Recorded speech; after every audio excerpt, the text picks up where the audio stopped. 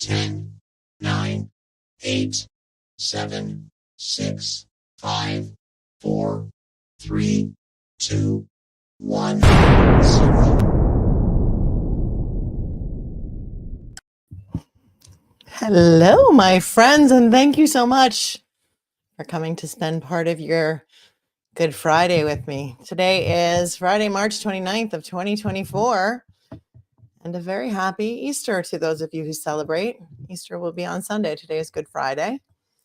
A lot of kids, most of the kids, all the kids, I think, are off from school today, and here we are. Here we are with a decision on the motion to disqualify Norfolk County District Attorney Michael Morrisey's office from the Karen Reed case. Can you give it a minute? Because I was just watching another show by another law tuber who just started covering this case. It just ended. So I want to correct something that I just heard. I only watched like the last 5 minutes of it. And we'll get to that in a second. So remind me, because I have a tendency to forget these things.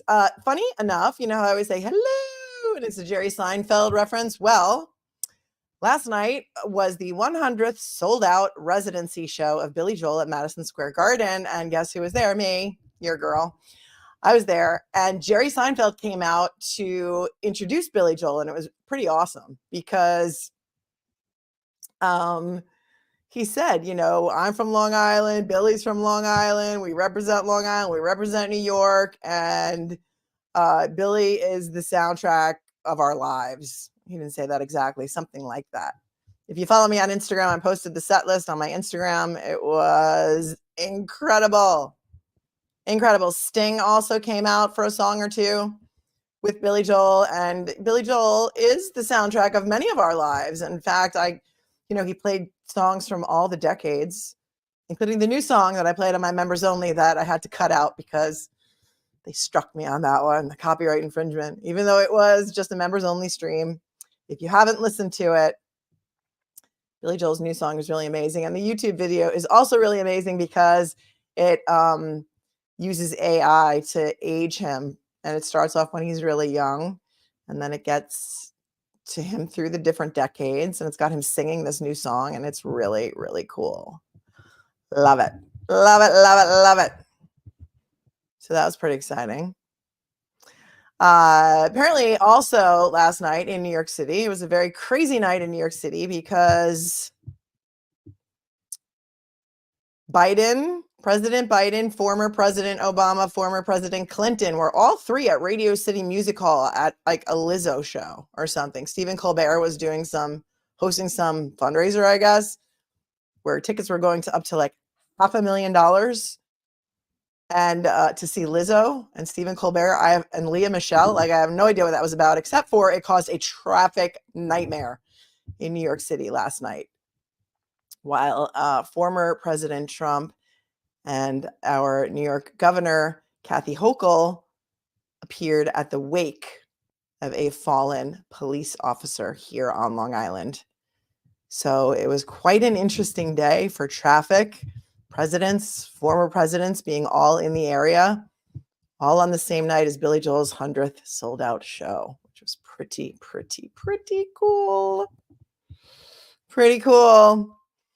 If you're coming over from the other stream where somebody else just covered the Karen Reed case, I want to correct one thing that was said on that show, and that is there were no tissue samples taken from Officer John O'Keefe's right arm. The tissue samples were not taken. The tissue samples were not tested for canine DNA. Please, that is the truth. Those are the facts, and they are the facts within ADA Lally's own emails. So that is the truth. Allegedly, there's no canine DNA on Officer John O'Keefe's clothing. We don't know what the methods of testing were. We don't know when those swabs were taken.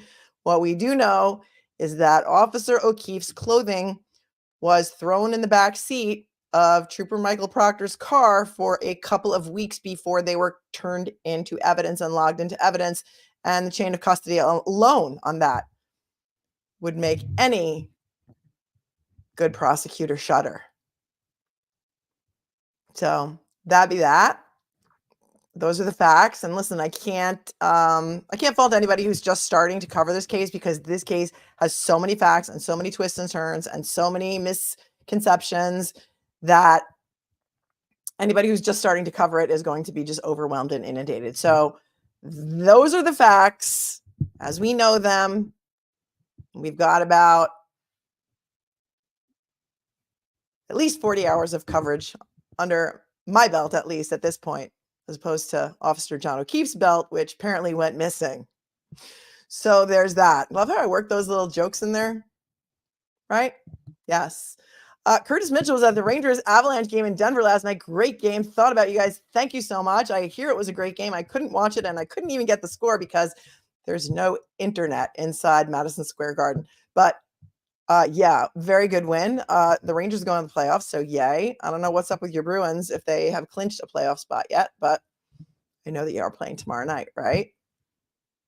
I said that I will root for the Bruins with you until playoff season, so this is where it ends. My friends, this is where it ends. Hi, Tom. No more holes in one. It's New York. It's winter. We can't play golf yet, but I will. I'll try. As soon as I learn or remember how to swing a club again. Sometimes you're better at golf when you don't play golf for a long time. Yeah, Quamley. See what I did? You see what I did there? Yeah, about the belt. All right, good. So here we go. I can think that first, let me say thank you to Maureen Francis, who is such a huge supporter of this channel. She sends me Cash App before every show because that's how much she loves my coverage. And I don't only cover the Karen Read case, by the way. I cover a lot of other cases too. So thank you to Maureen Francis for always being there and being such a staunch, firm supporter. Sherry Davis, thank you so much for your super chat, getting right in there early. OMG, why did I just do that to myself on another channel where so many don't know about the Karen Read case? Must have said your names 5 times. Oh, you did? I didn't. Well, I thank you. I don't know. Hopefully it was in a good way as opposed to, some people who don't think of me so kindly. Thanks, Em, for becoming a new member. I think you're going to like it here. It's a fun place to be.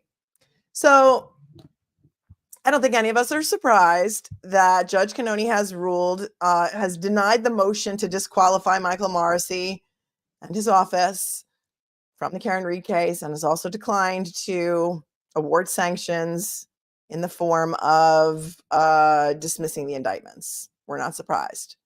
And here's one reason why you shouldn't feel bad about this being denied, because, it's a high bar. It's a high bar, as Judge Cannoni would say.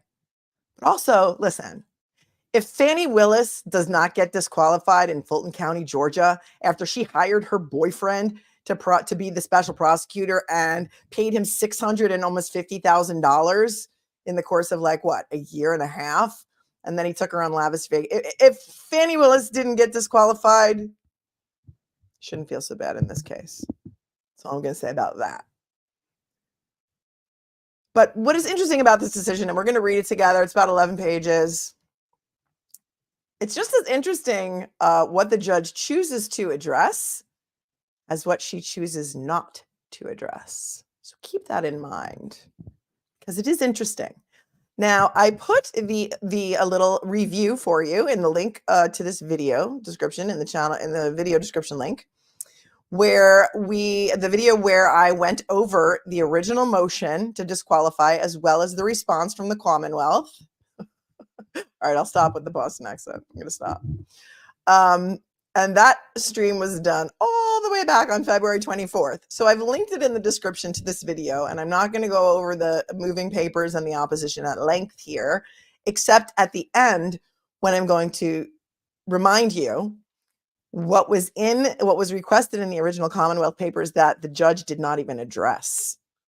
And a lot of things that were mentioned in the Commonwealth's opposition that were not even addressed at all. It's kind of like, what's missing here? What did she forget, or was there intent in not mentioning either one of these things?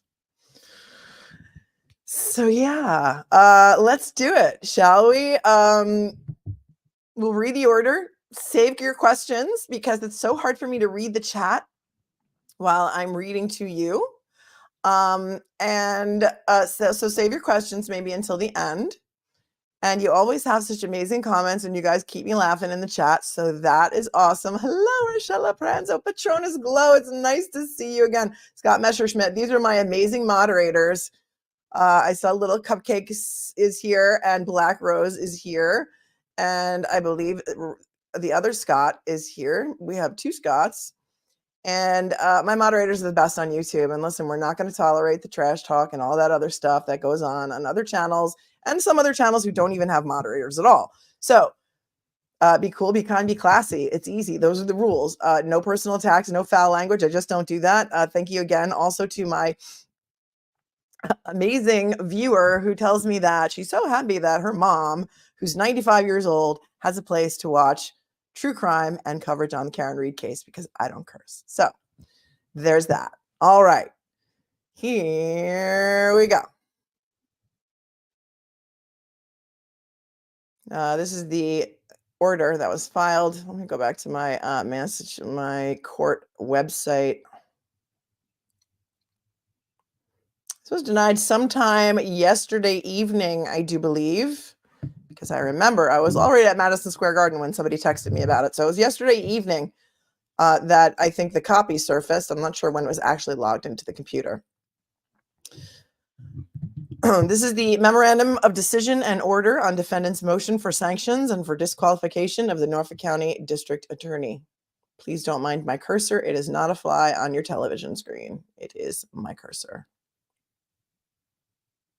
Right away, of course, on the first paragraph of this motion, you can see right away by the first thing that I underlined in red, the first thing that's going to upset me personally, and that is, on the morning of January 29th, 2022, Karen Read's boyfriend, John O'Keefe, was found unresponsive in the snow outside the residence of Boston police officer Brian Albert. If you know, you know what is going to upset. What upsets me about that sentence, I'm going to tell you. It does not say that John O'Keefe was also a Boston police officer. Why? Why? Why not? One Boston police officer is found dead on the lawn of another Boston police officer. Why is that not important enough to put in the first sentence, Your Honor, of your decision on this motion? I'm really getting tired of it, and I don't like it. Snowcat Tish doesn't get it either because they have no respect, says Janelle. Thanks, Janelle. One-sided narrative, says Jesse.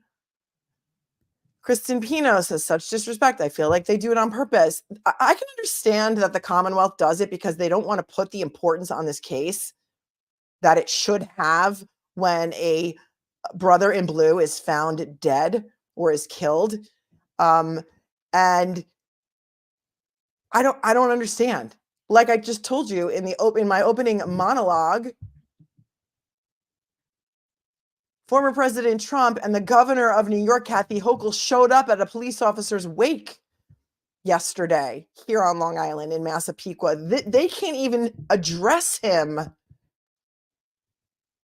as a police officer. It's beyond. It's beyond. All right. I'm gonna let go of that for now.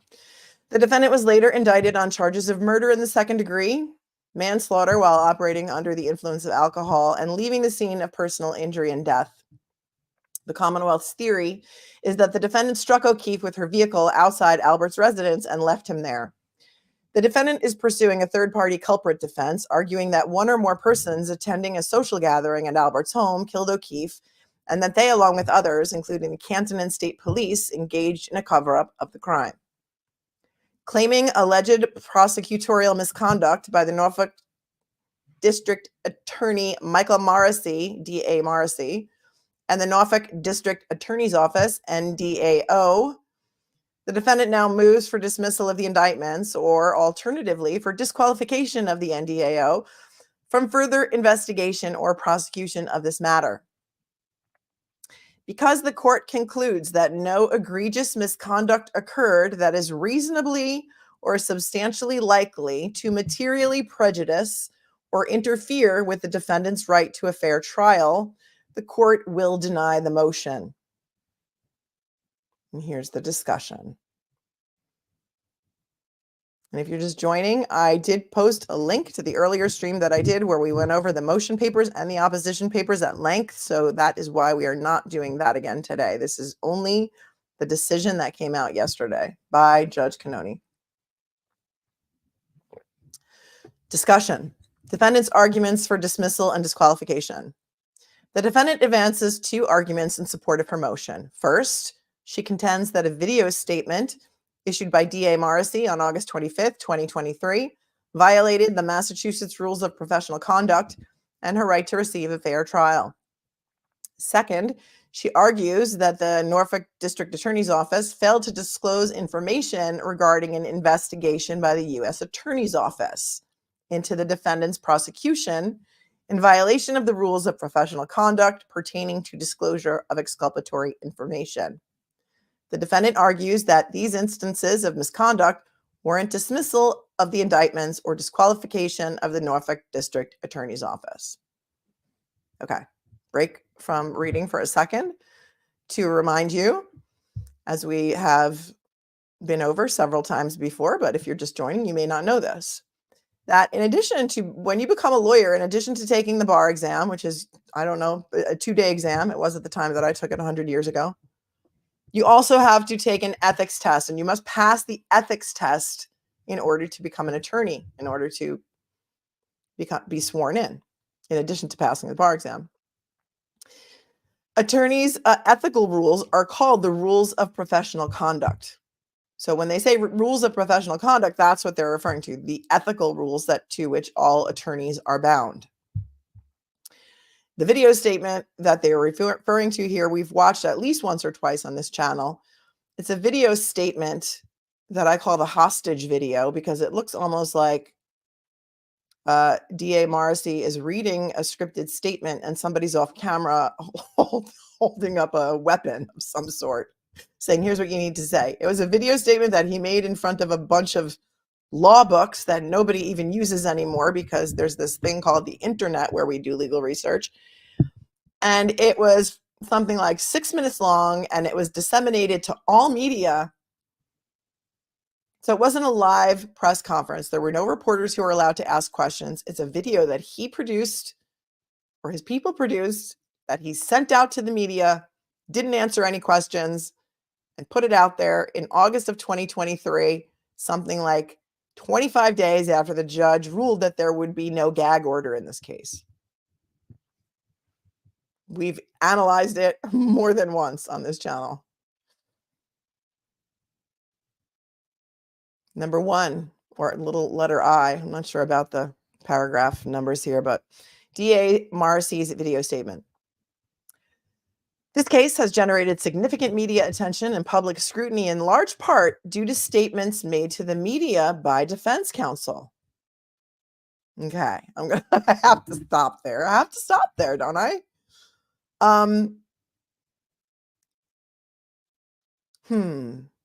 Well, I'm going to say that before defense counsel said anything to the media, law enforcement sources leaked to the media that there was an actual video from some sort of ring camera or other surveillance footage of Karen Reed hitting Officer John O'Keefe with her car.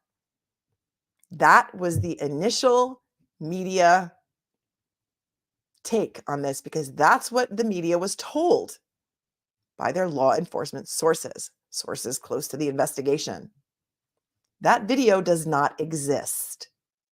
So to now say that this case has generated significant media attention and public scrutiny in large part due to statements made to the media by defense counsel is, okay, maybe a little bit disingenuous.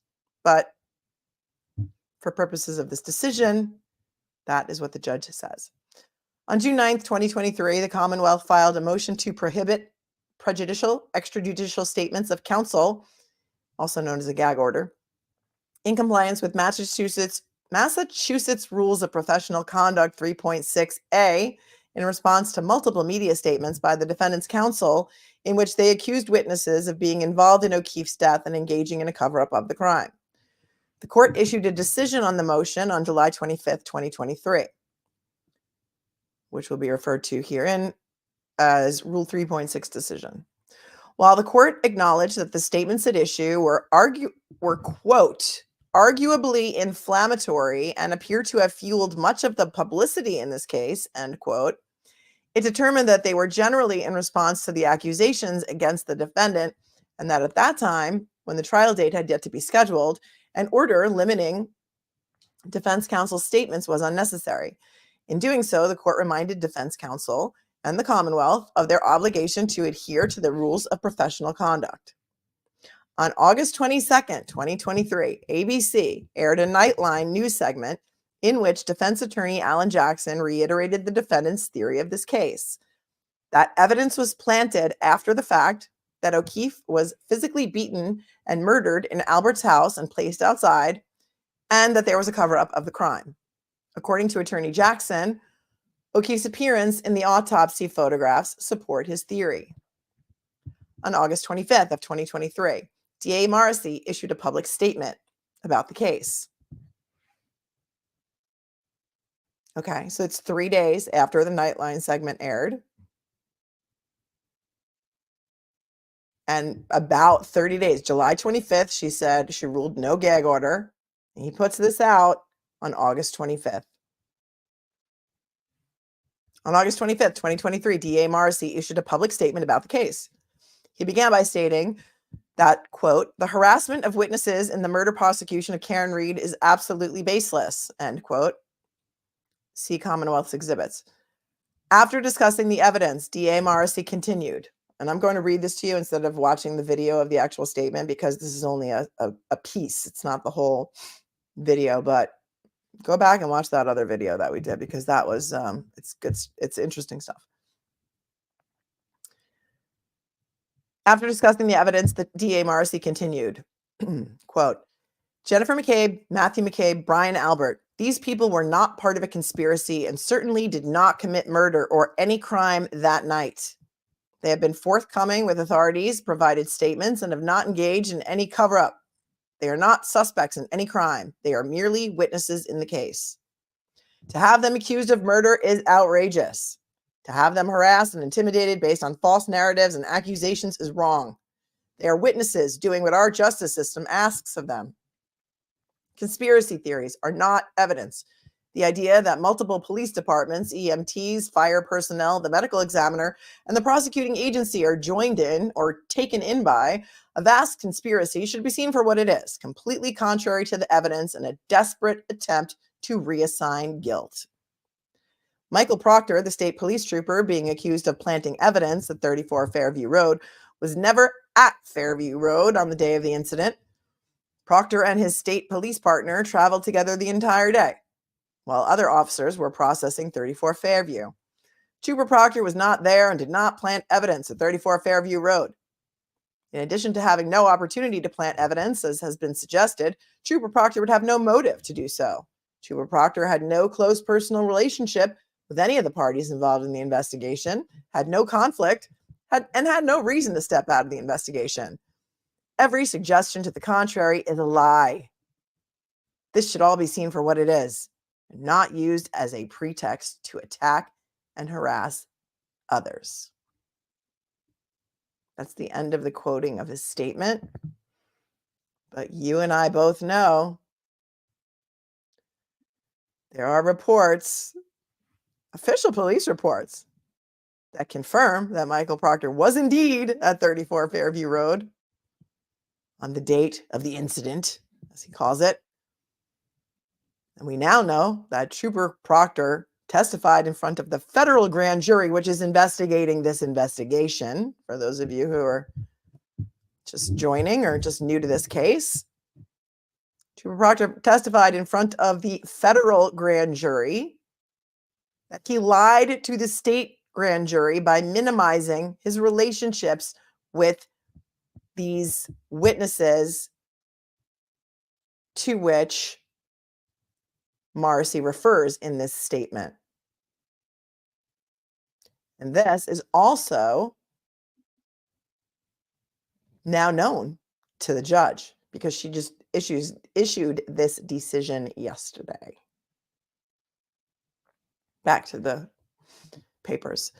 About 3 weeks after the statement, the court scheduled the trial date for March 12th of 2024. Let's look at the footnote. It says the trial date has since been rescheduled, and also in the footnote says this is not a recitation of the full statement by DA Morrisey. The defendant argues that DA Morrisey's statement violates the Massachusetts Rules of Professional Conduct pertaining to trial publicity, Rule 3.6, and the special responsibilities of a prosecutor, Rule 3.8. In relevant part, Rule 3.6 states, A, a lawyer who is participating or has participated in the investigation or litigation of a matter shall not make an extrajudicial statement that the lawyer knows or reasonably should know will be disseminated by means of public communication and will have a substantial likelihood of materially prejudicing an adjudicative proceeding in the matter. Part C of that rule says, notwithstanding paragraph A, a lawyer may make a statement that a reasonable lawyer would believe is required to protect a client from the substantial undue prejudicial effect of recent publicity not initiated by the lawyer or the lawyer's client. A statement made pursuant to this paragraph shall be limited to such information as is necessary to mitigate the recent adverse publicity. I'm going to break from reading this document to say to you that the witnesses to whom Morrisey is referring in his hostage video, Jen McCabe, Matt McCabe, Brian Albert, Nicole Albert, Chris Albert, Julie Albert, Colin Albert, are not his clients. They are not his clients. So this rule, in my professional personal opinion, as a 30-year litigator in New York state and federal courts who also had to pass an ethics test to become an attorney, does not apply because they are not clients of DA Morrisey. You picking up what I'm laying down here? In relevant part, Rule 3.8 states that a prosecutor in a criminal case shall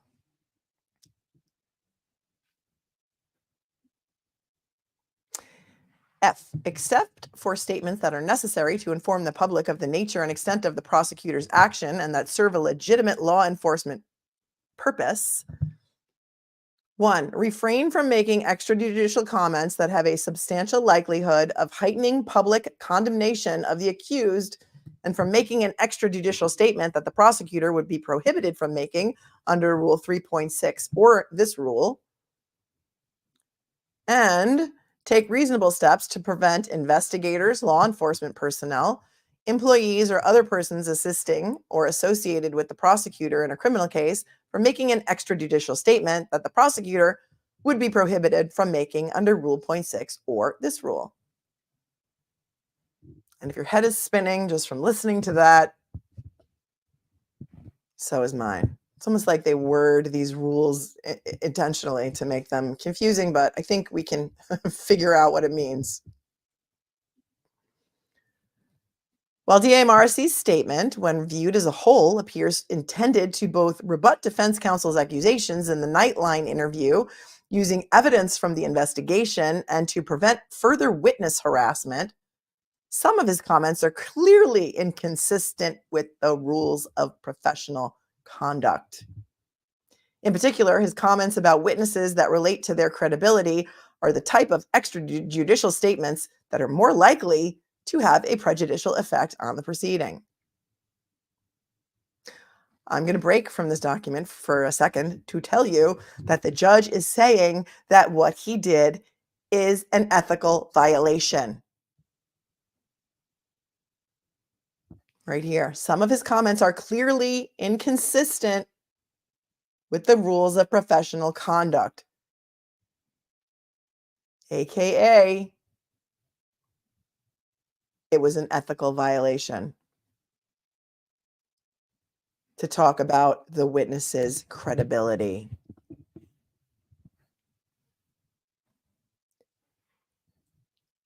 Additionally, DA Morrisey's statements characterizing the defense theory as a, quote, desperate attempt to reassign guilt and as a, quote, lie also runs the risk of heightening the public condemnation of the defendant. The contentions of the defendant in this regard are non-trivial. Another word for non-trivial is important.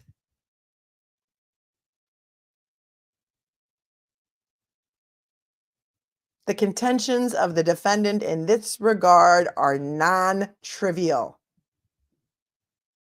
She's agreeing with the defendant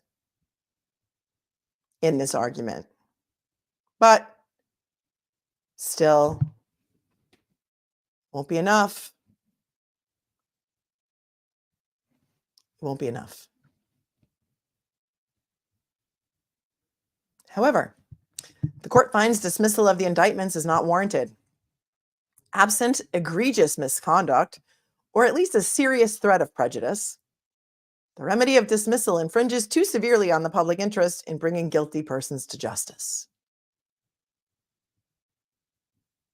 Though certain comments by DA Morrisey crossed the line of permissible extrajudicial statements by a prosecutor, they are not egregious misconduct that is reasonably or substantially likely to materially prejudice or interfere with a fair trial. I'm going to point out to you that she also said Morrisey crossed the line. He crossed the line, but no big whoop. I'm going to submit to you also that a lot of people who are on the side of Karen Reed is guilty, Karen Reed is guilty, Karen Reed is guilty, heard what Morrisey had to say, heard the media report right away that there was an actual video of the actual incident, and that this is more piling on. Karen Reed is guilty, Karen Reed is guilty, Karen Reed is guilty. I mean, he called the defense theory a sham.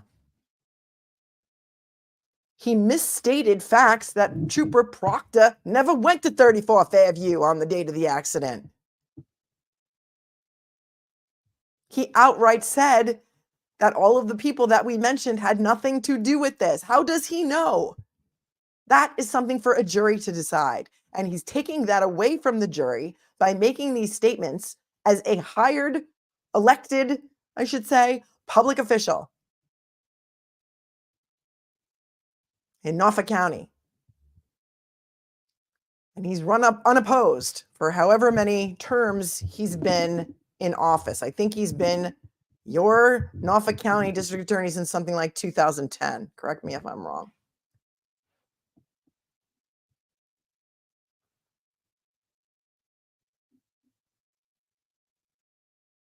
But he crossed the line.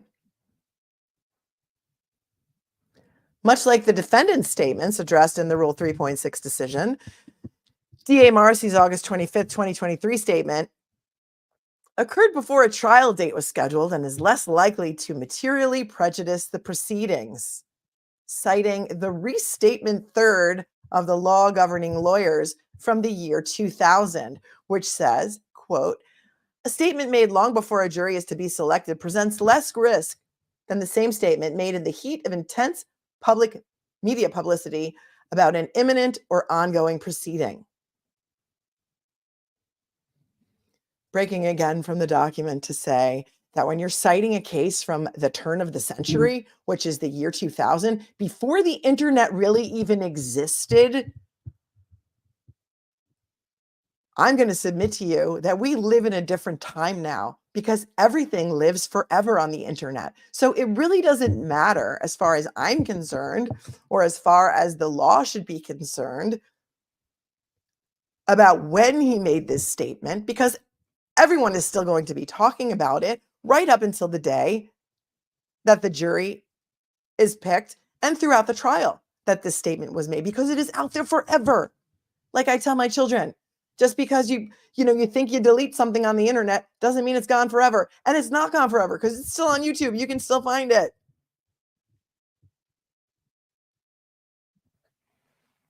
That needs to be taken into consideration. So she's saying that he made it on August 25th, 2023, and we didn't have a trial date set. So no big whoop. No big whoop. No prejudice. Not going to prejudice the proceedings at all. And I'm also going to say that a prosecutor, a district attorney, is held to a much higher standard than a defense attorney. We've been over those rules at length as well. Maybe even that prior stream that's linked below this video. A DA is held to a much higher standard than a defense attorney.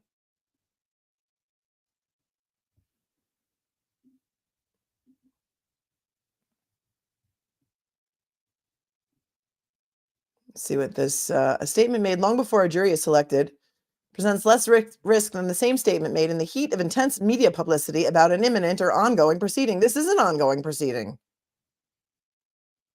And she says here in the footnote, although the court recognizes the seriousness of DA Morrisey's misstep, this is not the case, for instance, where prejudice from counsel's improper vouching for a witness occurred during a trial and thus tainted the entire proceeding. Again, citing a case from 2009.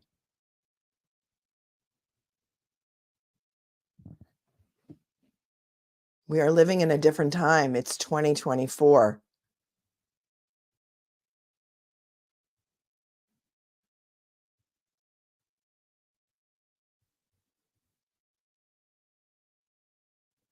While DA Morrisey has responsibilities as a prosecutor that defense counsel does not bear, the court can mitigate any potential prejudice of his comments through jury voir dire. Again, citing a 2010 case, dismissal of the indictments is therefore not appropriate. Citing a 1985 case. 1985. So her argument is like, yeah, he misstepped. It was egregious. It was, what does she say in the footnote? It was, I recognize the seriousness of his misstep. But, during voir dire, we can ask the jurors, the prospective jurors, did you happen to see DA Michael Morrisey's video that he put up on the internet in August of 2023? Did that influence you in any way? Are you able to be fair despite the fact that you saw and heard everything he said about how basically Karen Read is guilty and third-party culprit defense is ridiculous? I disagree. She says then nor is disqualification of the Norfolk District Attorney required. Quote, disqualification of counsel is not a measure to be taken lightly. Citing a 2024 case.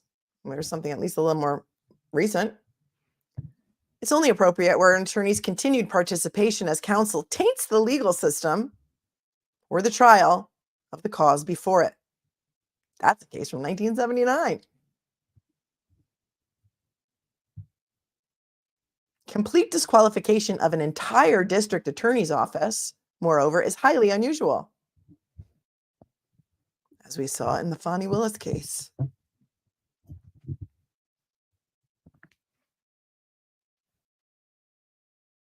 And for that proposition, she's citing a case where complete disqualification of an entire district attorney's office unnecessary, where a lawyer who previously represented defendant in an unrelated matter joined the district attorney's office prosecuting him.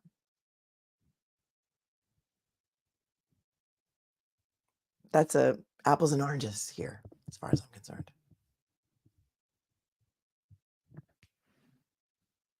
Contrary to the defendant's assertions, nothing before the court suggests that the Norfolk District Attorney's Office has an interest in the outcome of the prosecution other than the interest of justice, or that the office cannot participate in a fair trial.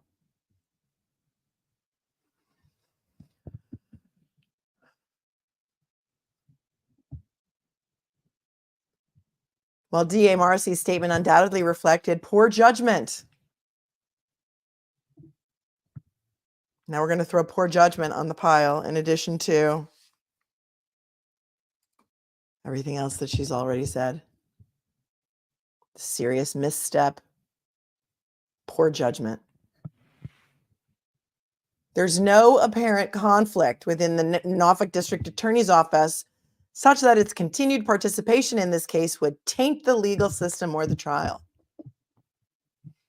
Guess we can agree to disagree on that one, Your Honor.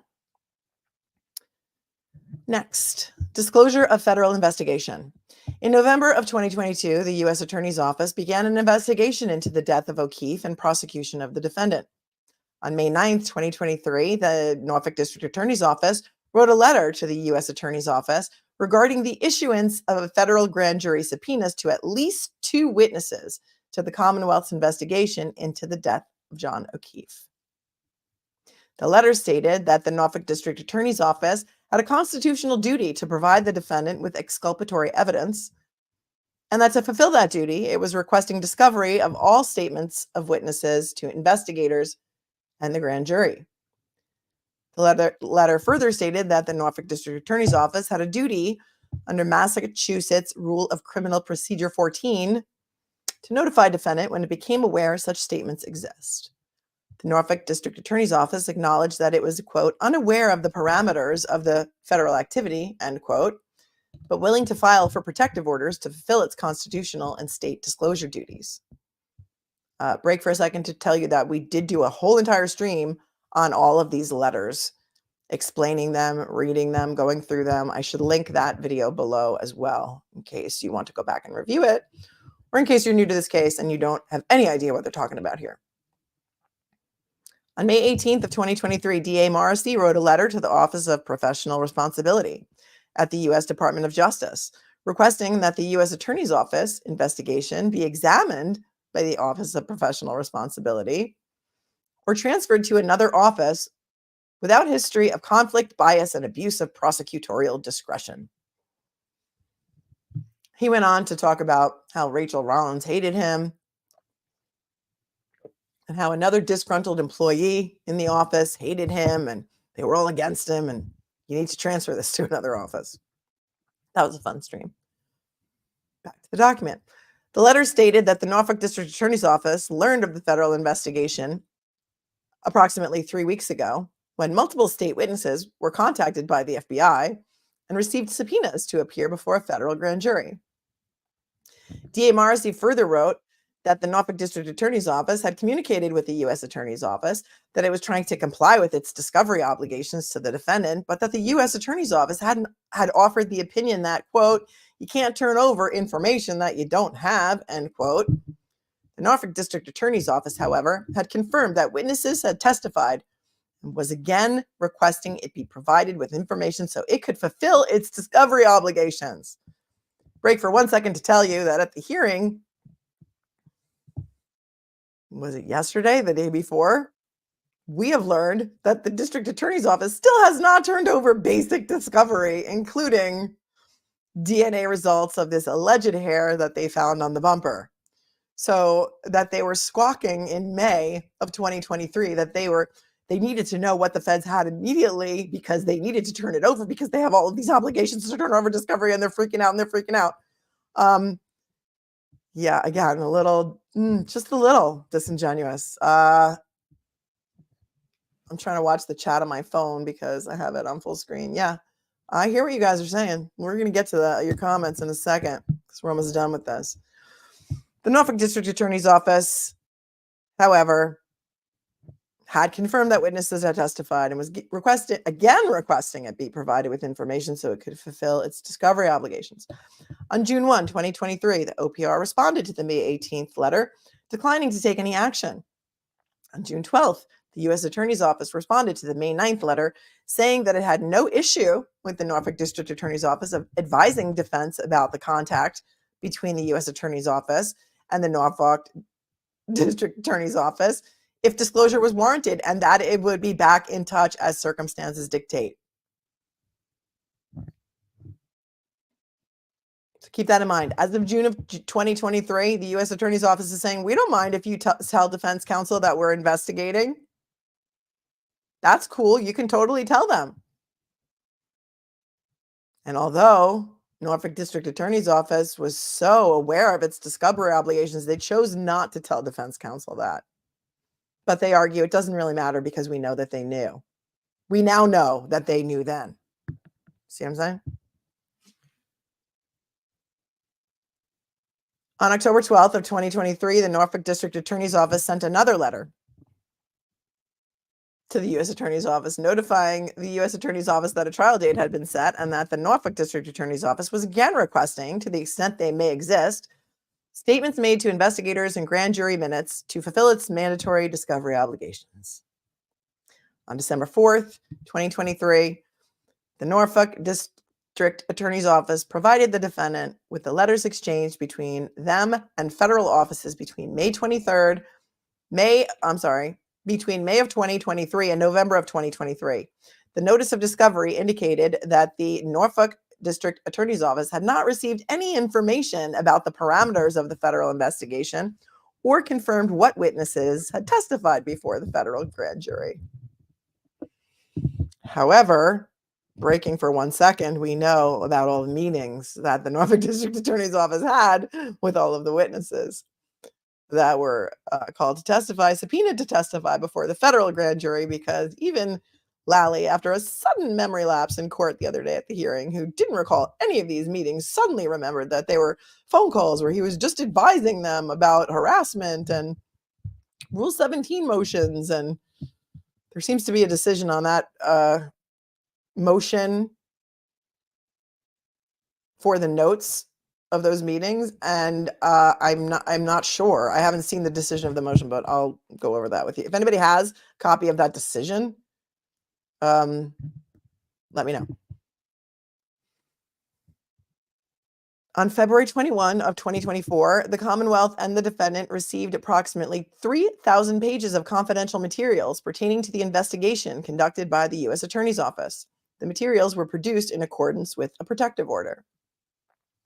The defendant contends that the Norfolk District Attorney's Office violated Massachusetts Rule of Professional Conduct 3.8D because it knew about the federal investigation for 6 months before it disclosed information to the defendant in December 2023, and that the proper sanction is dismissal or disqualification. The court does not agree. Rule 3.8D requires a prosecutor make timely disclosure to the defense of all evidence or information known to the prosecutor that tends to negate the guilt of the accused or mitigates the offense. Nothing before the court demonstrates that the Norfolk District Attorney's Office violated Rule 3.8D. The correspondence between the Norfolk District Attorney's Office and the U.S. Attorney's Office suggests that while the Norfolk District Attorney's Office was aware of the existence of the federal investigation and that some witnesses had been subpoenaed to testify before the grand jury as of May of 2023, it had little to no information about the investigation and was unaware of what, if any, evidence the U.S. Attorney's Office had obtained. Indeed, the letters written by the Norfolk District Attorney's Office to the U.S. Attorney's Office reflect an ongoing effort by the Norfolk District Attorney's Office to obtain information about the federal investigation so that it could produce such information to the defense to comply with its discovery obligations. I mean, I'm breaking from this for a second to just hypothesize that maybe they just wanted to know what they were investigating and whether they were investigating them. What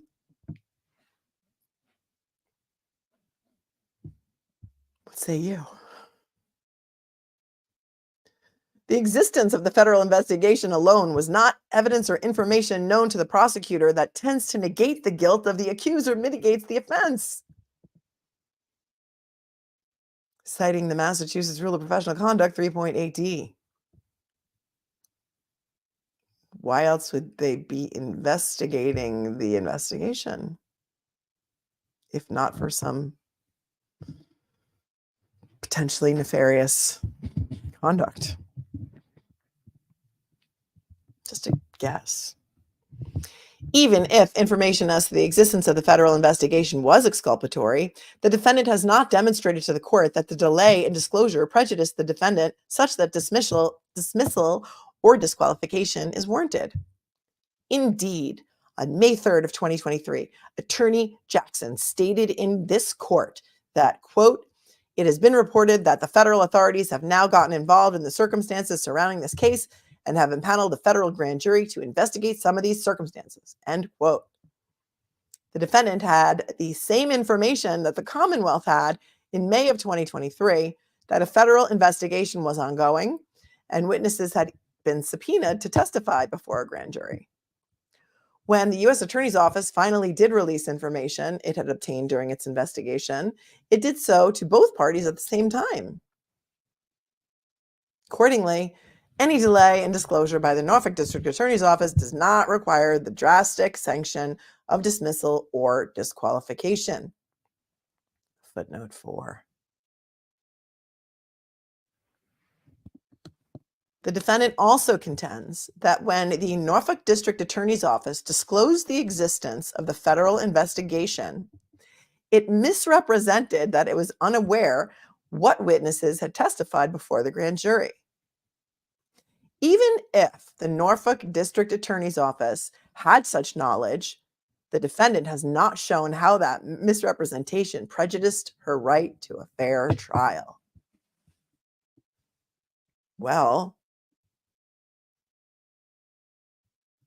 now we know that they have knowledge because in those 3,000 pages turned over by the feds, that has prompted another discovery request by the defense that we looked at on my last stream. We looked at the response to it by Adam Lally, who doesn't want to turn over any notes of any of the witnesses that he talked to about their federal grand jury testimony. So we know now that they knew then who was subpoenaed and who testified before the federal grand jury.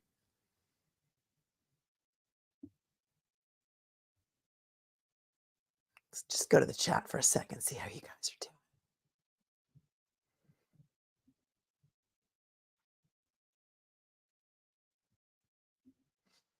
Let's take a little break. We're going to come back to that section Roman 2. NDF became a new member. Congratulations and welcome. In addition to also Lady Lysandra. Congratulations on becoming a member. Zeniazov became a new member. Congratulations and welcome.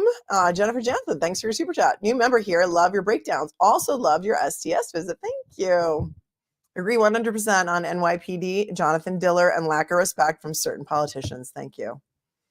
Thank you. His name is Jonathan Diller. May he rest in peace. And he was gunned down by two career criminals who had very, very long rap sheets and continued to be allowed out without bail.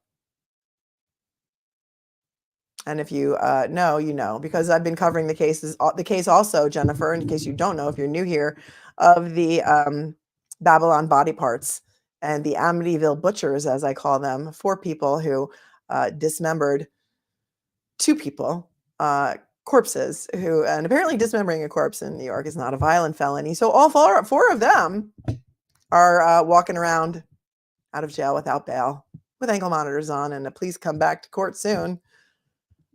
It's maddening. Absolutely maddening. Tammy, 974 Truth and Justice. Thanks for the super chat. Melanie, can this trial legally be moved from Bev's courtroom? I mean, they've done everything they can. They made a motion to recuse her, which was denied. We did a whole stream on that. In fact, she has transferred to civil court and she decided to keep this criminal case. Not sure what more they can do. They decided not to appeal that decision. Not a lot that can be done at this point. Cynthia Lynch, thanks for your super chat. Andy Bev is too friendly with the CW. I say bias, 100%. Go back, Cynthia, if you haven't, and watch the motion to recuse that we went over at length. It's crazy. The Venmo, Q-Bird. Hi, Q-Bird. Thanks for your super chat. I used to be so good at that Q-Bird game. They used to have that at the local bar I hung out at a million years ago, and I was really good at Q-Bird. Attorney Mel, retired Sergeant Peter Murphy would like to talk to you. Thank you. Okay. Thanks, Hubert. My email is always dropped in the chat, so he can look. If he doesn't see it there, he can certainly reach out to me via email, and I will be happy to read his email and listen to what he has to say. Thank you. Thanks, Hubert. Melissa Smith, thanks for your super chat. Aunt Bev's obvious bias is laughable. I'm dying. Reserve a spot for me under her seaside cottage. Yeah. For those of you who don't know what that is referring to, in the motion to recuse, it was alleged that one of the McCabe's, Sean McCabe, made a statement to a reporter that said, whose seaside cottage do you think we're going to bury your body under? Auntie Bev. You know, they both have houses on the Cape that are very close in distance. And there was some allegations that she may know some of the players in this case. She vehemently denied it. And when defense counsel held up a giant poster board or trial exhibit of a Venmo payment from Julie Nagel to Ryan Nagel, that in the reference box, it said for Frank and Beverly. The judge was very offended because Beverly was spelled wrong, so it couldn't possibly have referred to her. And those are the reasons why, some of the reasons why she did not recuse herself from this case when it was, that was all the way back in like summer of 2022. I think that motion was made. That's how long ago this goes back. It's crazy. Thank you, Jim Jerry Gunn, for your super sticker. I definitely appreciate you so very much.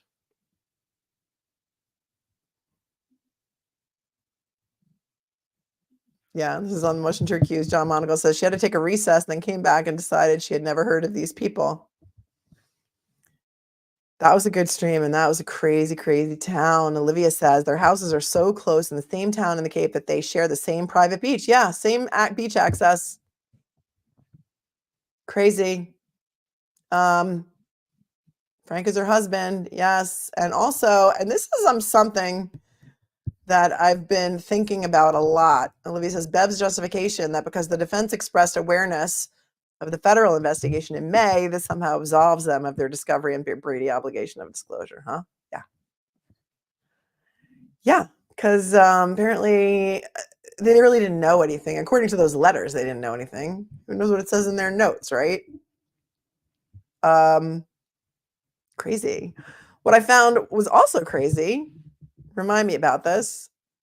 Hello, Duty Ron. Thanks for coming in. Happy Easter. And I hope you are recuperating from your shoulder surgery. Everyone say hi to Duty Ron. Duty Ron gave me my YouTube start where I was a guest host on his show for many, many, many episodes. Many, many, many episodes. Hey, Barry Lewis, could you please cover the Rule 17 motions that were apparently denied? We're going to look at the court docket after this. I don't have a decision, though, on them. If anybody has the decision on those motions, fanbase at mlittlelaw.com is my email. You can drop me an email if you have a copy of that decision, and we'll take a look at it.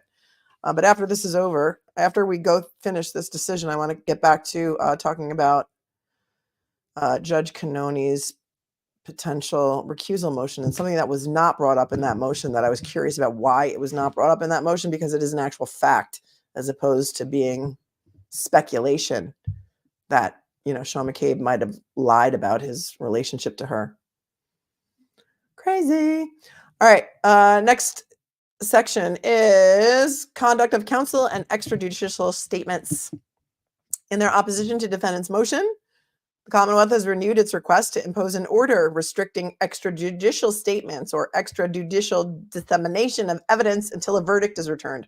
So this is the gag order. They're asking for another gag order. Although the court declines to issue such an order, it stresses once again that both the Commonwealth and defense counsel must adhere to the rules of professional conduct concerning extrajudicial statements. Here's where the dig comes in. This includes Attorney Jackson, who has the privilege of practicing in this state on a temporary license granted to him by this court.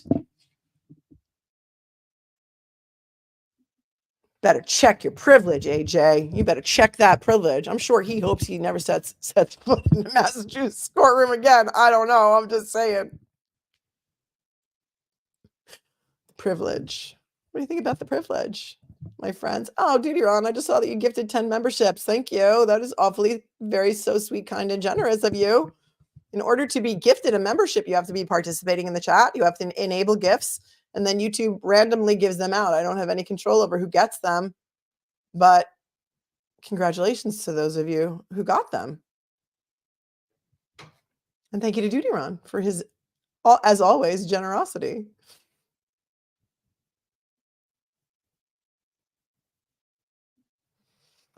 Ah, the privilege.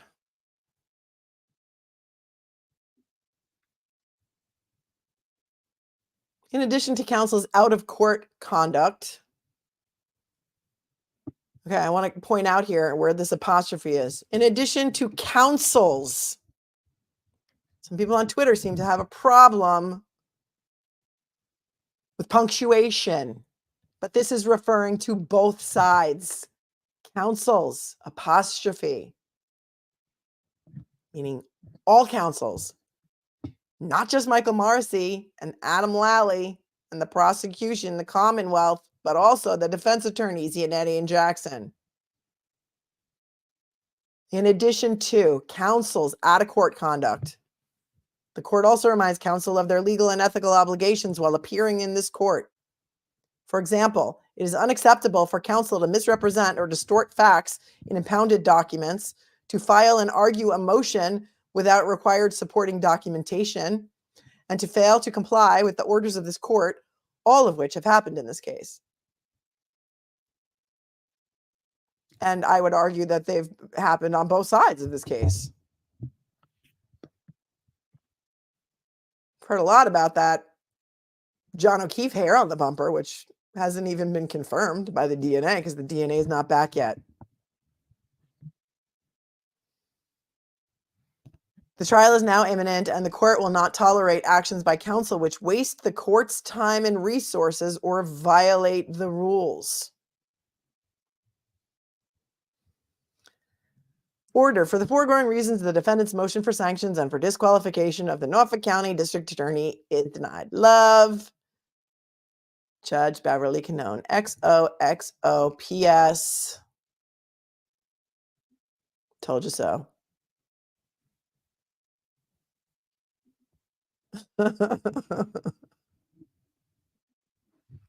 Nancy Barry says, this is confusing. It's like the judge is a gaslighter, like her friends. I mean, what the what? What the what? Lisa says, this is going to be the most expensive snow brush hair ever tested. Oh, you know it. They paid to expedite those results too, Lisa, as you know, and they still don't have them. And it's been like forever and ever and ever and ever. And they don't have them. Not yet.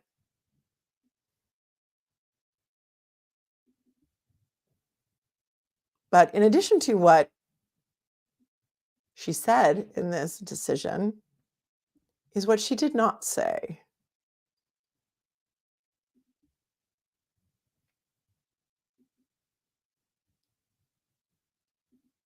Was Beth in the house too? Oh, Rochella. Oh, that was the footnote that was started on the page. I read that footnote earlier because I went down and read the footnote before we talked about that. So, here's what they did not talk about. And I do recommend that you go back and watch that stream that we did on the motion and its opposition, because there are so many motions in this case that I can't keep them straight either, you guys. But you may recall that in the Commonwealth's opposition to this motion, in between some of the things that the judge talked about, there was about 360 or 65, I think somebody actually counted, references to Aiden Carney, aka Turtle Boy, who is a YouTuber slash blogger slash journalist who has reported extensively on this case. The judge didn't mention any of that stuff or anything that had to do with him. It's like she just ignored that part of the papers. So I found that to be really interesting.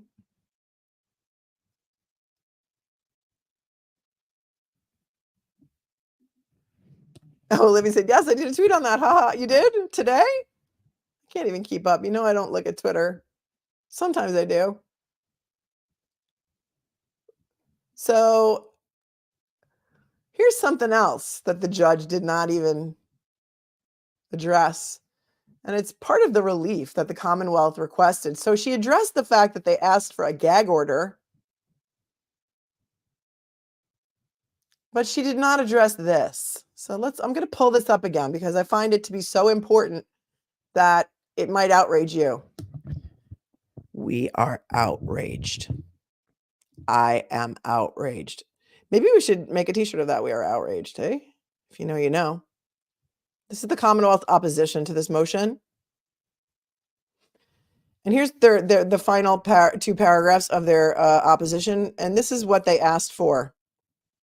And they preface it by saying, furthermore, the defendant has previously scoffed at the Commonwealth's absurd efforts to preserve her rights to a fair trial and claimed that the Commonwealth seems to be arguing that it knows better than Ms. Reed's legal team how to best preserve her right to a fair trial. The Commonwealth does not claim it knows better than the defense team. However, based on the full picture of representation presented before this court, the Commonwealth has genuine concerns about possible post-conviction claims premised on a defendant's claim that Attorney Yannetti and or Attorney Jackson were ineffective for violations of the Massachusetts Rules of Professional Conduct and for what the Commonwealth can only assume to be radical, tactical, strategic decisions. Therefore, the Commonwealth respectfully requests that this court engage the defendant in a thorough colloquy about her rights to effective representation and should the defendant wish to proceed with Attorney Yannetti or Attorney Jackson, a clear finding that the defendant waives any legal claims challenging the assistance of her counsel. Love, Michael Morrisey, signed by Adam Lally, P.S. Please, please, please. Are you kidding? The judge didn't even address this. The Norfolk County District Attorney's Office asked the court to engage Karen Reed in a thorough colloquy about her rights to effective representation. And if Karen Reed wishes to proceed with Attorney Yannetti or Attorney Jackson, that the judge should issue a clear finding that the defendant waives any legal claims in challenging the assistance of her counsel. I am so outraged by what they even asked for there that I can't even articulate it. I can't even read. I am outraged. The judge did not even address it. Why? Why? Because it was so laughable. It was so laughable that she was like, I can't even address this with a straight face. Yeah, I know it's hard to wrap your head around, people. It is hard. It's really hard.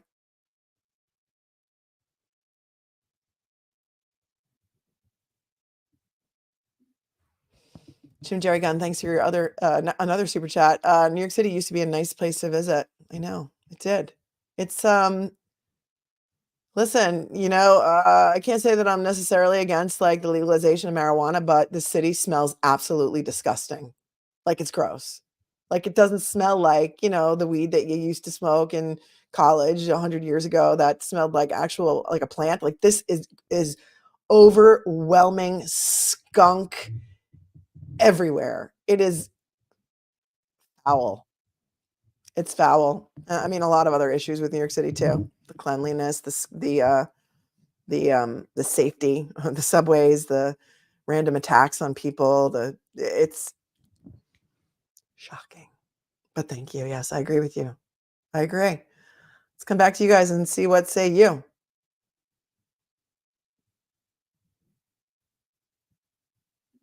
Hi, Peter Murphy. Somebody said Peter Murphy wanted to talk to me, and there he is. Proctor trampled all over Officer O'Keefe's clothes, seen laying contaminated on the floor, and yet a hair survived 100 miles trip on the highway in a blizzard. Sergeant Murphy says they are all done. Thank you, Sergeant Murphy.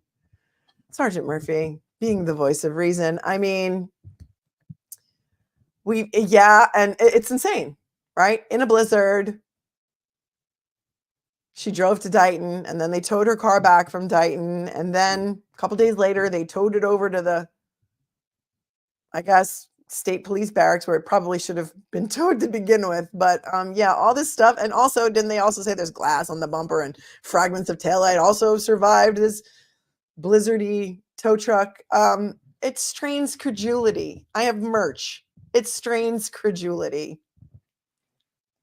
Anybody who has a logical bone in their body can see it. I can't, I don't understand. I don't understand.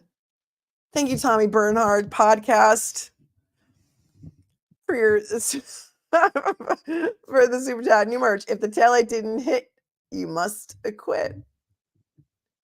Sergeant Murphy, since you're here, Duty Run, you're here too if you want to answer this. I handled motor vehicle accidents for, more than for 30 years. How does a car, or an SUV in this case, back into a person who's 6'2" and at low speed, or first they said 27 miles per hour, which is, I don't even know if you can do 27 miles an hour in reverse without, leaving tire tracks and marks, and shatter a taillight by hitting a soft body, and then also have no lower body injuries. One of the twits said that Melanie said there's no lower body injuries. What do you call it? A forearm? What do you call knuckles? I said, yeah, no injuries below the neck except for what looks like dog bites on his right forearm and some boxer fractures to his knuckles on his right hand, and maybe some defensive wounds on his left knuckles too, but no torso injuries and no leg injuries. I mean, really? The injuries are not there to support the allegation of Officer John O'Keefe being hit by a car. Swifty Sue, I have no more credulity left. She says. Joseph Kane, Chief Berkowitz saw a taillight driving by, then he retired. Yeah. Like what, 5 days later? He just happens to be driving by, sees a giant piece of taillight on the lawn. They're looking for his records too. Defense wounds, says Mrs. Jim Morrison. Yep. Certainly what it looks like to, the untrained eye or even the trained eye. Oh my goodness. Thanks, you guys, for the Venmos, Stephanie and Gaylin and Carrie Ann. You guys are amazing. Thank you so much. And Emmy. Thank you. I appreciate you guys so much. I was looking to see if anybody emailed me the decision. I don't see it. So let's just pull up the Massachusetts, the docket, shall we? Somebody said my Boston accent stinks. Well, I'm not from there.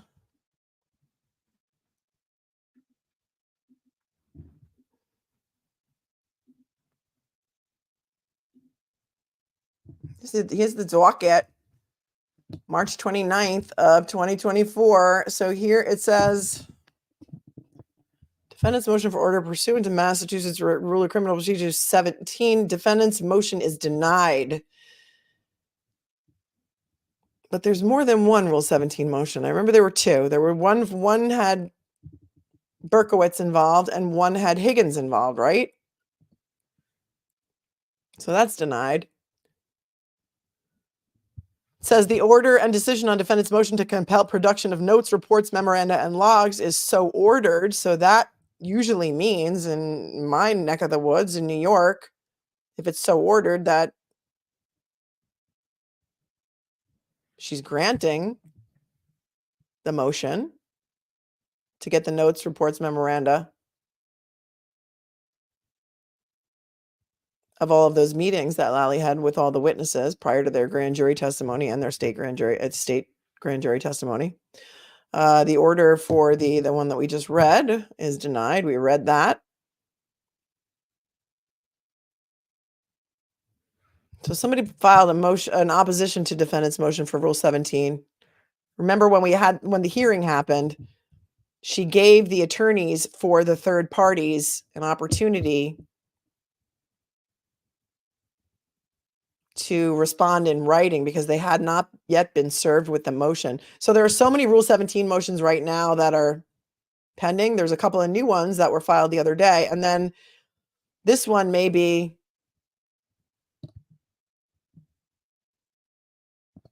from one of the third parties whose attorneys appeared in court. It's getting confusing. Does anybody have a copy of that?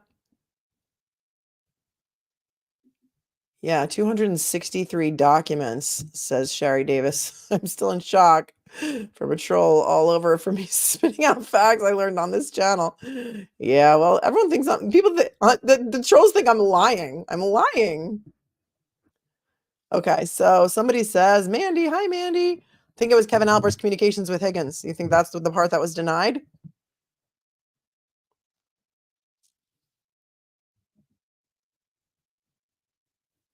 Melissa Smith says, my friend was hit by a car going about 45. I was there and saw it. Confirm his legs were in bad shape, but no upper body injuries except mild road rash on his cheek. He did recover. I would submit to you that mild road rash is an abrasion, not a laceration. So thank you. Paul Cristoforo says, Melanie, she stated Lally needs to go through his notes himself and decide if they need to go to the defense. Oh, okay. So she's not going to review them in camera. She's going to ask Lally to do it and make the determination. Is that what you're saying, Paul? He's a guy. I hope someone on the jury writes a comedy verse about this. Heidi Costa says, I'm from Fall River, Mass, and people think I'm from Long Island. That's funny. Where are the phone records?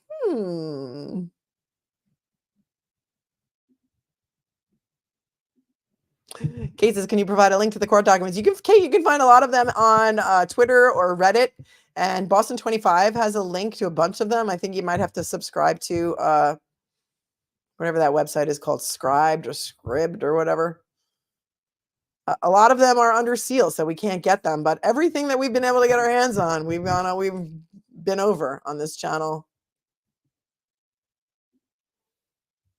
Hi, Tommy. Thanks again for chipping in here with the $10 super chat. Answer this. Where is the Lexus telematics? Takes no time to download. No excuses from this. For this. This has all the info on speed, gear changes, doors open, start, stop, and GPS info. Case closed in seconds. Yep. And they were also, the defense had trouble getting their expert to be allowed to even look at the telematics system. I think one time the expert flew here and they said they couldn't have them and they weren't ready. And there's been a lot of stonewalling. I'll just say it. There's been a lot of stonewalling in this case. And there's also a misconception. Does Lily have a law degree? There's also a misconception out there by the twits that the defense missed their deadline to turn over their reciprocal discovery and they're going to get in a lot of trouble and they're going to be spanked and blah, blah, blah. No, let me explain something. Let me explain something to you. The defense is not obligated to provide reciprocal discovery until the prosecution has filed their certificate of compliance in this case, which certifies to the court that they have complied with all of their discovery obligations. So that time has not yet started to run. So please, please, please understand the procedure. That's the procedure. They haven't done it yet. And then we went over this hearing the other day. And then when the judge said, oh, okay, well, when you do get it, you can have it within a day, right? You can tell us what experts you're calling within a day, right? Like, really?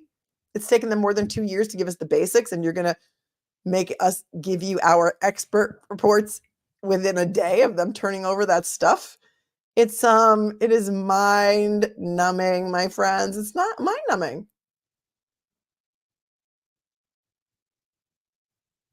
DeAndre says they make it up as they go along. Yep. Sure feels like it. Hi, Michelle. Says I'm always on point. A lot of people just think I'm lying. I don't know. What else? What? Massachusetts accent sounds like Maine. Hi, Scarlett. Hello, Scarlett.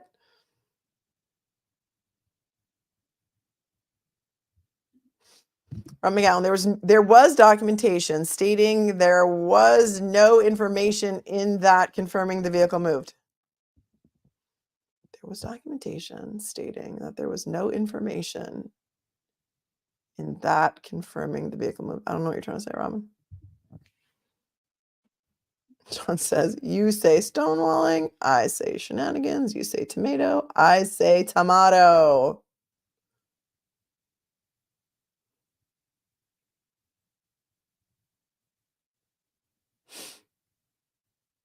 Hey, Olivia. Lally, who claimed he didn't even know what the defense was talking about regarding those meetings, but we're supposed to trust his discretion and transparency with choosing which notes to disclose. Oh, that reminds me. So when we went over that motion to recuse, there was something that was kind of bothering me. And I was like thinking, like, in their motion to recuse, they brought up the beach house thing that Sean McCabe mentioned, that they had a beach house and that Auntie Bev, and called her Auntie Bev and said, Seaside Cottage, and I'm going to bury you under her Seaside Cottage. And, you know, there was some stuff about some Venmo and there was some other stuff. But what was not brought up during that motion was the fact that Judge Cannoni's brother is an attorney. He represented Chris Albert in a fatal motor vehicle accident when Chris Albert was 23 years old. And it was all the way back in like 1994. It was a rear end accident on I-95. He fled the scene. The driver of that car was killed. He was I think he was a college student at Johnson and Wales.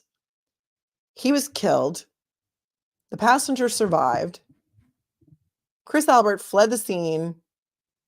30 hours later, turned himself in with his attorney, John Prescott, who is the brother of Beverly Cannoni. There's police reports out there. There's news articles out there. It's easily proven. Chris Albert did 6 months in jail and had something like 200 hours of community service. Now he's charged with drunk driving and he killed a person and was represented by Judge Cannoni's brother. Now, to me, that seems like the appearance of a potential conflict. And I don't know if the defense, when they made that original motion to recuse, did not know that information. Yeah, it was a hit and run. Olivia says it was a hit and run. Chris was on the run and didn't turn himself out for over a day. It was 30 hours later, I think I read in one of the articles and in the police reports and the court papers. Only showed up as his attorney. His jail sentence, only 3 times the amount of time Aiden Carney was locked up for. Well, there's a good analogy. Huh.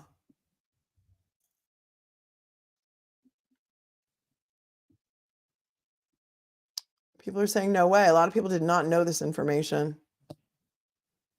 This keeps getting crazier and crazier, says Stacy Hartford.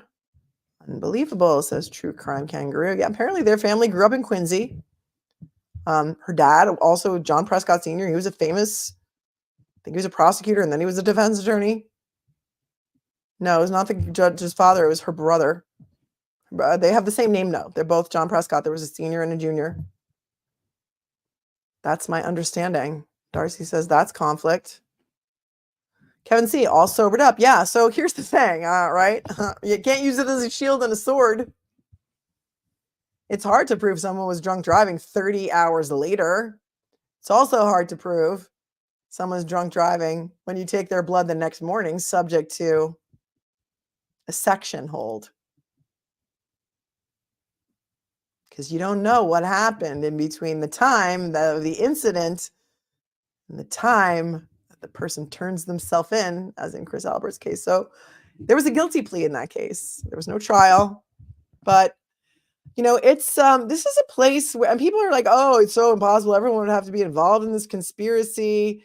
This is a place where people live for generations. Sean McDonough was on my show one night, and his family lived in Canton for over 50 years. This is a generational town. So ties run deep.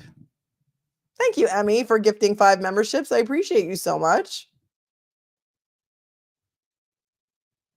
Nathaniel Brown, thanks for becoming a member. Dino's Ghost, thanks for your super chat. I say feds intervene by 416. What say you? Something's got to give, you know? Nothing is surprising to me at this point. I don't know. I mean, I don't know how this trial is going to happen April 16th. There's supposed to be a pretrial hearing on the 12th of April. Everyone's on the edge of their seat, Dino. Dino's Ghost. Oh, Tommy, we did this again, right? The Lexus telematics. Jen, thank you so much for your super sticker. Dawn Gask, thanks so much for your super chat. I love this info you give on the case. Always the truth, and I love listening to your voice. Oh, thank you. It's my best ASMR voice. I think we should do a giveaway. What do you think? You want to do a giveaway? I just have to try and remember how to do a giveaway.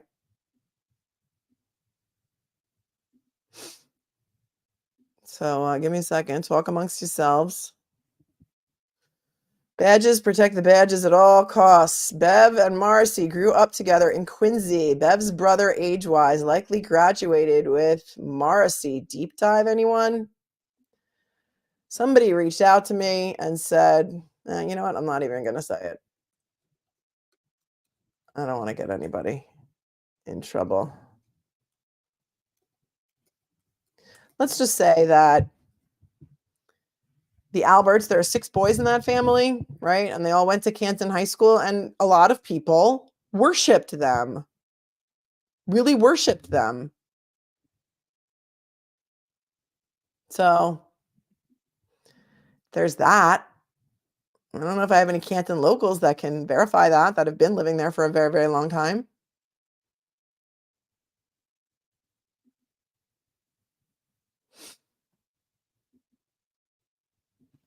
All right, here's what we're going to do. We're going to do a little giveaway. In order to win this giveaway, you have to be participating in the chat. You have to be willing to give me your address so that I can mail it to you. Let's do a giveaway for, what should we do? You can pick your saying. It'll be either be It Strains Credulity, What Say You, or Come For Me in the comments. And you can, it'll be for a mug with one of those sayings on it, okay? It's a big mug too. It's like a 15-ounce mug. It's a really awesome mug. So if you want to be in the giveaway, just put hashtag cupcake in the chat. And then there's a way that we can do a drawing. Hashtag cupcake. And you'll be entered, and then we'll do this really fun drawing. But you just have to be willing to give me your address so that I can send it to you or have it sent to you by the third-party vendor. Carrie Ann Callahan, thank you for being a member for 2 months. Canton Sports Programs, Kids and Parent Cult. Quello Zippers and Poles, thanks for your $20 super chat. What about motions in limine? I would imagine those would be handled at the pretrial hearing, right? So April 12th is the pretrial hearing. Motions in limine, for those of you not familiar with the terminology or the legal mumbo jumbo, those are motions to either exclude or include certain testimony or evidence at trial. And I would imagine my best guesstimate would be that there's going to be a motion at least on all that stuff that happened in Aruba as being more prejudicial than probative. The stuff about Higgins, about this alleged kiss in the garage, and the fact that he came in to testify with pages and pages of text messages that were allegedly between Higgins and Karen about some alleged relationship that the two of them had together, which is kind of weird. In addition to other things, the blood alcohol level not being allowed in because, again, it was taken without a warrant. Could be in violation of HIPAA. Or the judge may say, oh, it's all coming in. I'm going to let the jury decide. So I think that those motions will be forthcoming, absolutely, because there's so much stuff the defense is not going to want in. Yes, you can only put hashtag cupcake in one time. Don't put it in more than once. It may disqualify you if you do it more than once. I'm not sure. I'm not sure how they do this thing. What do I know?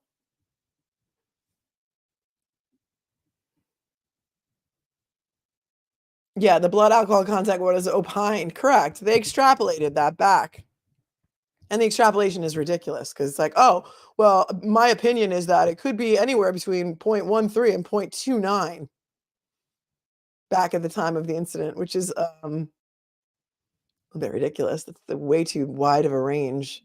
Yeah, jury selection would start the 16th. The first day of trial is usually jury selection. I don't know how long it's going to take to pick a jury in this case, but I'm going to guess a long time, days. It strains credulity, little cupcake. Big difference. Yeah, big difference, right? Because I think it was something like 0.08 the next morning. They extrapolated and then they opined off of that, says Olivia. I don't even know how much experience that person has or whether they could even be deemed an expert. But I mean, just the fact that it was taken without a warrant, it wasn't even in conjunction with DUI or whatever you guys call it there. It was in conjunction with her being admitted or being brought into Good Sam for allegedly being suicidal, which was a way to get it, I guess. Oldest trick in the book, right? Olivia says, and Olivia is, follow Olivia Lambo on Twitter. She's got all of the documents, all of the information, some really excellent points.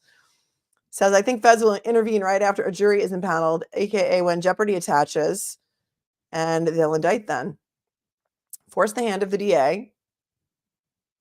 Can't have a trial with no witnesses or DA. Have to dismiss with prejudice. That's a great, very well thought out point. Right. That's a good point. I mean, we can only wait. Thickinator. Okay, what good does that do? The DA already violated her rule and the bar rules of professional conduct. This would be funny if it wasn't so infuriating and scary. And that's why it's scary. Because Karen Reed could be you or me or your sister or my sister or your daughter or your granddaughter or any one of us. And that's why this is really scary. Really scary. All right. Are you guys ready to do the drawing? This is very exciting. Drum roll, please. Just make sure I didn't miss anybody in here. Let me just make sure I didn't miss anybody in here.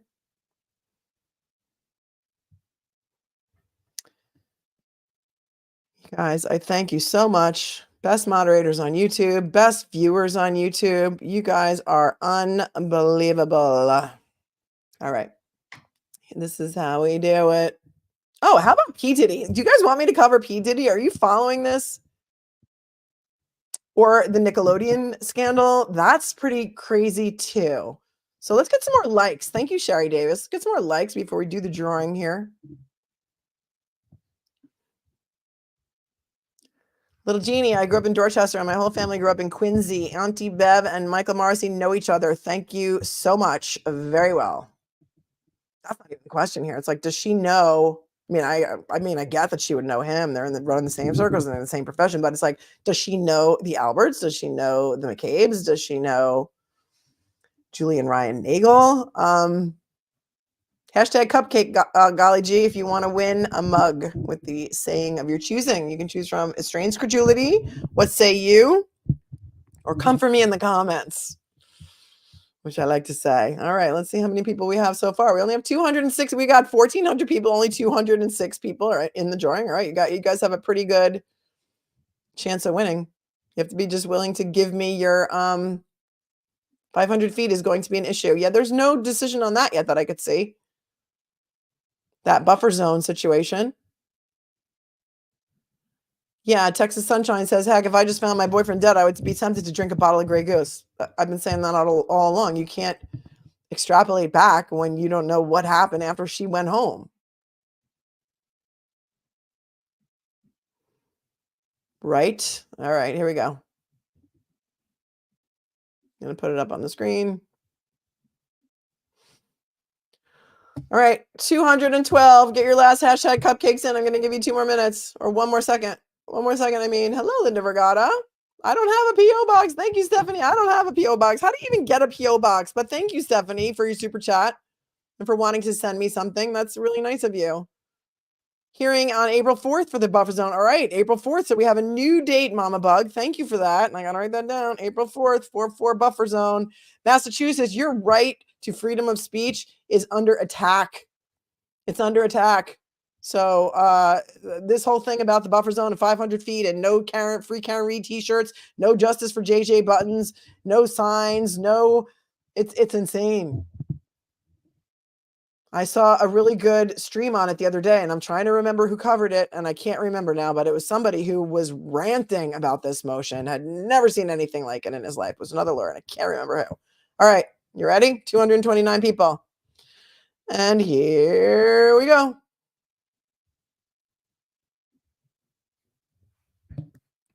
Ooh, the excitement. Do, do, do, do, do, do, do, do, do, do, do, do. Eileen Sandu, yay! Eileen is the winner. The winner. Congratulations, Eileen Sandu. Just email me, fanbase@mlittlelaw.com, and tell me which mug you would like and give me your address, and I will have it shipped to you. Thanks, everyone, for participating. Wasn't that fun? I love when we do that stuff. DUI guy, that's who it was. DUI guy. He did a rant on that, and it was really good. I can't stream it, Doug. I wouldn't stream anybody else's content without their permission. So I can just tell you to go watch it. But it was really good. I don't know him. If any of you know him, hi, Aaron Slancha, DUI guy. That's right. Just search DUI guy on YouTube and you'll find it. It was a rant on this thing, and it's crazy. So yeah, I don't do that. I don't stream other people's stuff unless it's like a news channel without them giving me permission, because I just don't think it's cool.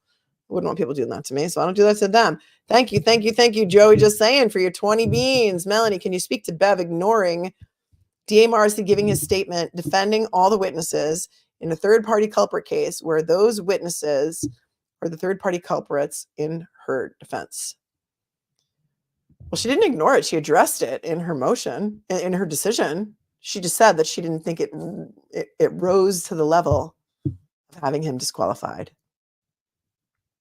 So if you weren't here, Joey, go back and watch, because I went over the entire decision, and she addressed it. She just didn't think it rose to the level of having him disqualified, that it was a very big deal. And I think that you probably disagree, and I disagree as well. Danielle, thanks for being a member for 2 months. I just adore you, Melanie. Stay cool, stay classy. It is so not hard. It really is so not hard. Thanks, Doug Taft, for your super chat. Easiest conspiracy ever. He never came in. Simple, right? I said that the other night. Thanks. Oh, Stephanie, I'm sorry. I didn't get a P.O. box yet. I don't even know how to do that or where to do that. All right. Thank you. And we're going to close on this. Nevaeh. All of our freedoms are under attack. For those not seeing that, watch Mark Levin. He tells us how it's happening. All our freedoms are under attack. You're absolutely right. DUI guy did do the thing. He's railing about First Amendment, and it was really good. And congratulations to Eileen Sandu, who won a mug. Just send me your info. I'll see you guys soon. Tomorrow we'll do something. I see a lot of you are interested in P. Diddy stuff and the Nickelodeon stuff. And put some together for tomorrow. So make sure you have subscribed. It's free, and hit the notification bell and all those things that YouTube likes to help the algorithm. And also, thank you to my moderators, who are the best on YouTube, and for keeping it classy tonight. I know these streams on the Karen Reed case are not always easy. And to my members who are kind enough to want to subscribe to my channel, I appreciate you so much. Also to my viewers, all the replay viewers, I thank you so very much. Here's the little buy me a coffee logo. If anybody wants to buy me a coffee, that is always greatly appreciated. YouTube does take 30% of all super chats, just so you know. So it's just a different way to support the channel. And here's a little Cash App logo for those of you who do the Cash App thing. And thanks again, you guys. Let's do this again real soon. It's always fun hanging out with you. Happy Easter to everyone if you don't come and see me tomorrow. But as I always say, my friends, be cool, be kind, be classy. It's not hard, really. It's not hard. Peace. Have a great night.